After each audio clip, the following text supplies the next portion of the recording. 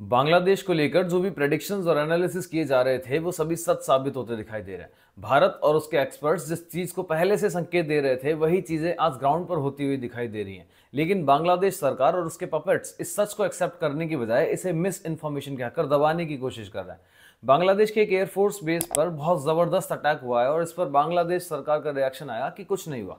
दुनिया भर में खबरें चल रही है कि अटैक हुआ है, बट वहां की सरकार इसे मिस इन्फॉर्मेशन का टैग दे रही है। ये बिल्कुल वैसा ही है जैसे भारत में कुछ फैक्ट चेकर्स किसी भी घटना को झूठ साबित करने में लग जाते हैं, लेकिन ग्राउंड रियलिटी किसी को नहीं पता होती।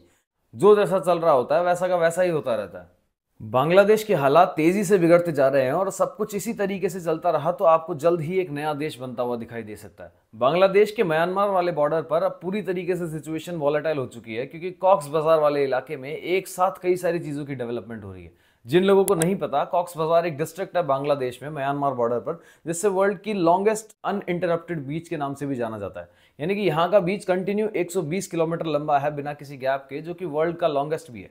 अब कॉक्स बाजार एरिया में एयरबेस पर एक अनजान अटैकर ने हमला कर दिया और यह सब ऐसे समय हो रहा है जब प्रधानमंत्री मोदी और डोनाल्ड ट्रंप की मीटिंग पूरी हुई है। डोनाल्ड ट्रंप से मुलाकात के दौरान भारत के लिए एक बहुत बड़ा स्टेटमेंट दिया गया था, जिसे मैं कोट कर रहा हूं, leave it to prime minister Modi. यानी कि एशिया के साउथ वाले पार्ट में जो भी दिक्कतें हो रही है या उन सभी को हैंडल करने की ड्यूटी जो है वो एक तरीके से पीएम मोदी की है, और अब बांग्लादेश का भविष्य भारत के हाथों में होगा।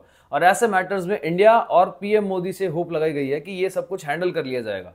अगर आपको याद हो तो अभी कुछ ही दिनों पहले भारत के national security adviser Ajit Doval ji ने अचानक एक सीक्रेट ट्रिप ली थी। इस सीक्रेट ट्रिप का मेन मोटिव वेस्ट बंगाल और बांग्लादेश के बॉर्डर की पूरी स्थिति का एनालिसिस करना था, और चांसेस ये हैं कि इंडियन ऑफिशियल्स को बांग्लादेश में ये सिचुएशन बनने की पॉसिबिलिटी का पहले से ही दिख रहा था।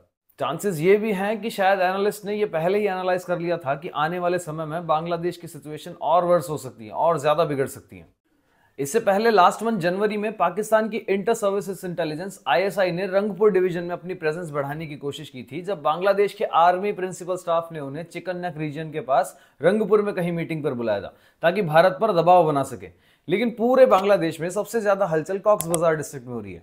ये वो इलाका है जहां रोहिंग्या रेफ्यूजी कैंप्स हैं, सबसे ज्यादा अवैध हथियारों की तस्करी होती है और पाकिस्तान मिलिट्री इंडस्ट्रियल कॉम्प्लेक्स भी यहीं पर एक्टिव है।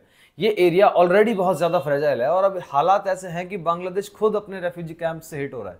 बांग्लादेश की मिलिट्री और बॉर्डर गार्ड्स अब पूरी तरीके से पैनिक मोड में हैं, क्योंकि पाकिस्तानी आईएसआई को रंगपुर बुलाकर वो अपनी सुरक्षा बढ़ाना चाहते थे, लेकिन इससे कोई फर्क नहीं पड़ा। अराकन आर्मी बांग्लादेश के एयरबेस पर हमला करके अपनी ताकत दिखा चुकी है और चितगोंग हिल ट्रैक्स, जो कि कुकी चीन विद्रोह के लिए अभी जाना जा रहा है, वो बांग्लादेश के खिलाफ ऑलरेडी खड़े हो चुके हैं। यानी हर तरफ से बांग्लादेश के खिलाफ विद्रोह बढ़ता जा रहा है। 1985 में सार्क ग्रुप का फॉर्मेशन हुआ था ढाका में, जिसके ओरिजिनल मेंबर्स में अफगानिस्तान, श्रीलंका, बांग्लादेश, पाकिस्तान जैसे देश थे। इसके अलावा मालदीव्स भी था, नेपाल भी था, भूटान भी था। मगर ये देश जो मैंने स्टार्टिंग में बोले, इनमें अपने खुद के नेशन को होल्ड करने की स्ट्रगल चल रही है।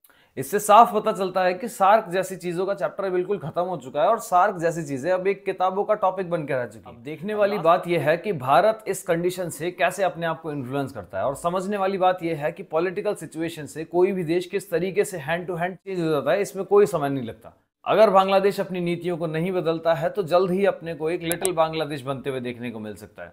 इस वीडियो से आपको कुछ नया जानने को मिला हो तो लाइक करें और शेयर करें, और इसी तरीके के डेली जियोपॉलिटिकल वीडियोस के लिए सब्सक्राइब करें। मैं मिलता हूं आपसे अगले वीडियो में, तब तक के लिए जय हिंद, जय भारत।